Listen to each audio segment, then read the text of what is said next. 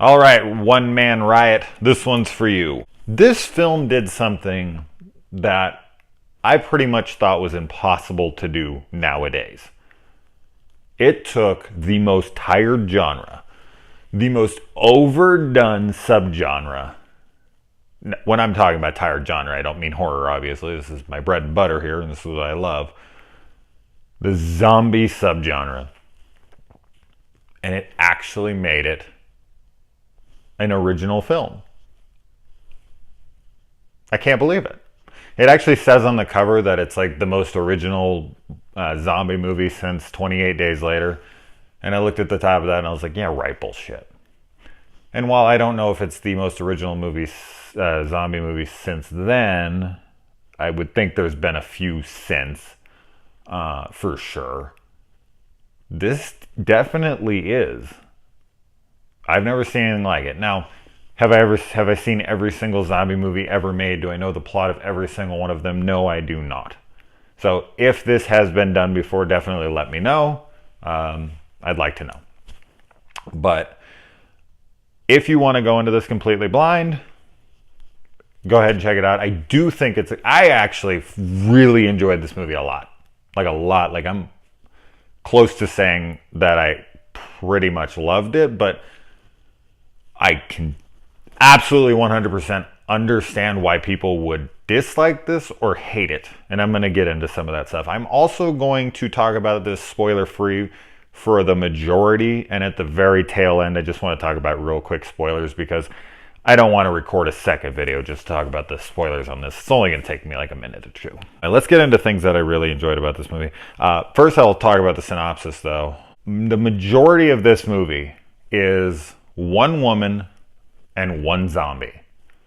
Now, that already sounds boring to some people. And it might be.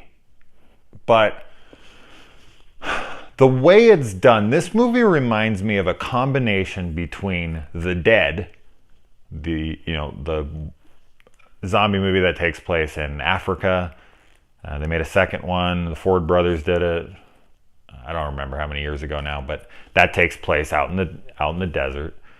And this also takes place in the desert, but it also reminds me of It Follows. And the reason that it reminds me of that is because the girl gets herself in a predicament where she is out in the Nevada desert trying to get to this airport, and she's on foot. And there is a zombie on pursuit after her. And while she's walking, no matter how fast she walks or how, whatever, this thing is still coming at her. And she can't fend for herself in that way to kill it. There's no rocks, there's no nothing. It's just sand and her, and she has a couple bottles of water. And if she runs too fast, she'll get fatigued. The sun's beating down on her. Every once in a while, she finds like a rock formation, small one that she can get up on top of and rest for a little bit. And he gets there, and then she has to like jump off the backside of it and run some more. It's kind of also reminds me of like a shark movie, almost like The Reef, except for the zombie is the shark and the sand is the water. Where it's just she's swimming and this shark just keeps coming no matter what she does. So I've never seen that done in the zombie genre before. And I've watched a fuckload of zombie movies in my life. Hundreds, literally. And this is actually such a simple idea, such a simple concept, that I'm almost annoyed that I didn't think of that myself. But kudos to the people who made this for coming up with this. Now, as far as the way this movie looks, it's clearly a lower budget, but damn, do they make good use of it.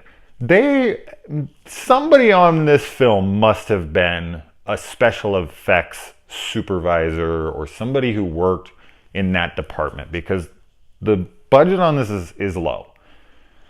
But there is some good effect shots within this. And I don't mean practical, I mean visual effects, CGI, stuff like that. They do this sweeping shot of Las Vegas in the opening, and Las Vegas is, it's got windows blown out on other, and when it's sweeping down Vegas, it's like the Mirage and the Aria, and it's newer buildings from now, and it sweeps like almost the entire strip, and it shows the buildings and it looks great, like the smoke coming out and the glass missing out of buildings, and helicopters are flying by, and I was like, damn, this is a fucking really good opening for a low budget movie like this. And there's a few other times where that happens within the film. And I was like, and the editing and the shot selection make this film feel so ungeneric. Like, they give it such a flavor that it makes it its own thing. And I really liked a lot of those choices as well. Now, the thing I want to talk about the most here is the lead actress, Brittany Allen. I have seen her in a few horror movies, most recently Jigsaw. I also saw her in Extraterrestrial, and I know she's in that movie, Dead Before Dawn, 3D. So she's been in a few horror movies now, and she has the majority of screen time in this film, and I thought she was excellent. I absolutely loved her in this film. But as I said, I think where a lot of people, like, even if you're super into this movie, they take this really weird turn around the hour mark. And I think that's where they may lose a lot of the audience, even if they were on board from that point. Now, while I had a moment where I was kind of like, what the fuck? Okay, that's an interesting take and turn for this to go.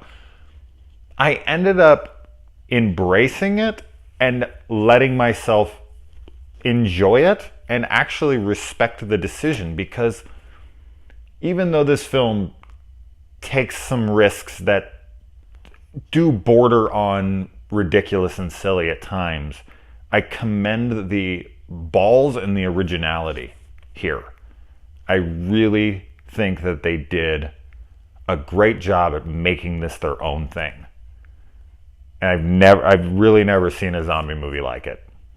And that is fucking saying something. Today, with all this shit we get thrown out because of the success of The Walking Dead one, we get more zombie movies right now than ever before. With Shaun of the Dead bringing in, horror comedies, and Walking Dead bringing in as many spin-offs as they can get, spin-offs, you know what I mean? Like knockoffs, sorry. Not Fear the Walking Dead. Knockoffs. But yeah, so to say that this is original is crazy. And I really like a lot of the dialogue and the comedy. There's not much comedy. The comedy is mostly dry, which is ironic due to the desert setting, but I liked the character's ability to adapt to the situation. She does things that you wouldn't expect, and there's certain things that are clever, and there's certain things that are questionable, and but it's, I don't know, it's always entertaining to me personally. I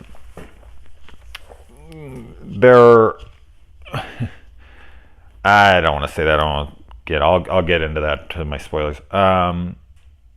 The only things that I didn't like was, in the beginning, she has this boyfriend she's riding along with, and the dialogue and the acting between them, especially from him, is corny and kind of subpar, and it cheapens the movie, and it made me kind of have a bad, tone going in, like, oh, this looks stupid, like this already. But once he goes away, sorry if that's a spoiler, it's not really, because this movie is primarily her, so I'm sure you can guess. Once it's just her, that's where it all turns, and it's like, as I said, it's like only like 5 minutes in, so thank God. But when he was on the screen, I was just kind of like, oh, this needs to go away. Like, I hope these guys get killed and they go to a different people. Once he went away, she was great. So he was kind of just dragging her down. So I do want to talk spoilers now, but I do recommend checking this movie out. If you're a big fan of zombies and you're not super overly critical and you can handle, new spins on things and maybe some decisions that seem silly and a couple things that are just like, huh? Like, okay, but if you can accept them, I think you could really enjoy this film, because I do think that this is a good take on a tired genre. So anyway, spoilers now. So if you haven't seen it, go ahead and shut this off.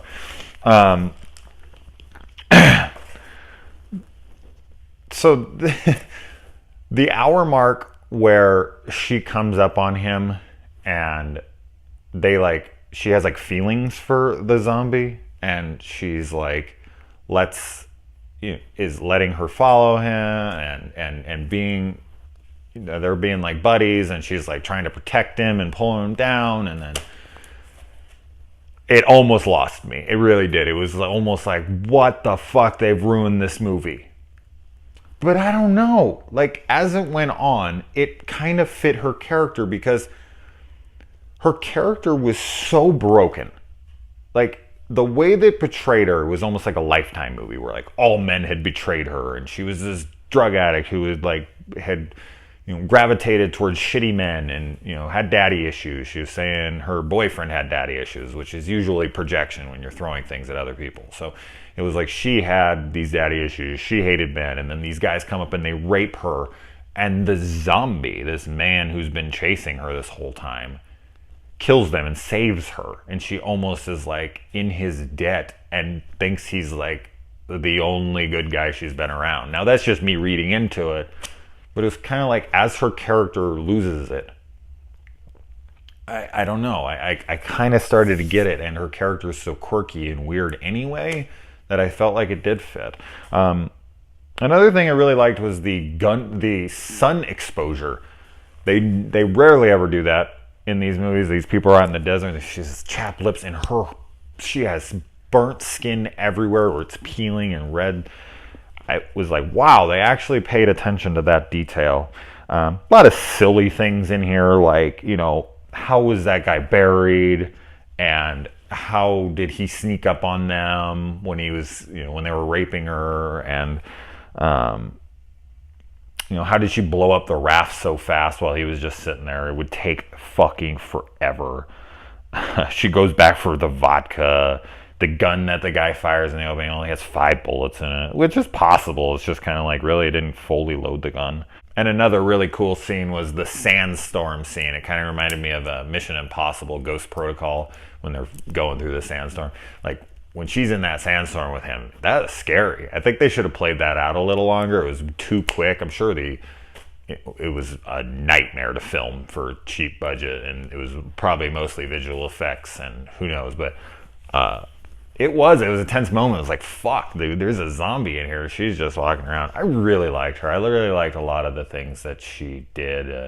The ending with her son going in there, and her cutting off her finger and calling him and just becoming this badass who was gonna take control of her life and take her son back.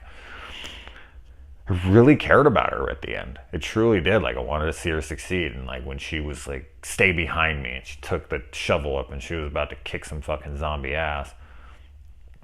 It was I really enjoyed it. One thing, and this is just really quick, I'm not going to try to get too into this, but the thing with zombie movies that always annoys me is like, if you were to get blood in your eye, or if you were to get blood in your open wounds, you're infected. Like, she's drilling into the guy's head and it's spraying down. It happens on The Walking Dead, like every single fucking episode is. And it's like, if you were to get infected by a bite, you would 1 billion%, if it's a fucking virus like that, it would be in their blood. I've only ever seen it done like 28 days later, the guy gets the blood drop in his eye. If I wrote a zombie movie, I think a lot of people would hate it, because they would just be so constantly trying to explain every little thing. Like, okay, we need to go get armor. That's something they never do in these movies. Go get armor. Go get a leather gimp suit that they can't bite through. Do something. Come on, man. Think.